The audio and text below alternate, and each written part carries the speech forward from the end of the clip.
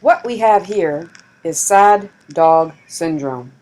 Roxy is exhibiting all of the classic symptoms associated with this very debilitating disorder.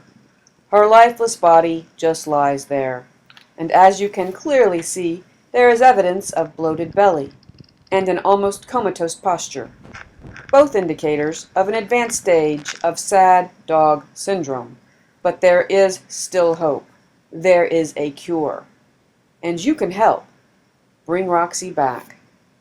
With just a few minutes a day, a click of your mouse, and a vote for Roxy, you can be a hero. Don't look away. You have a choice. You can make a difference. Vote today and be the cure for Roxy.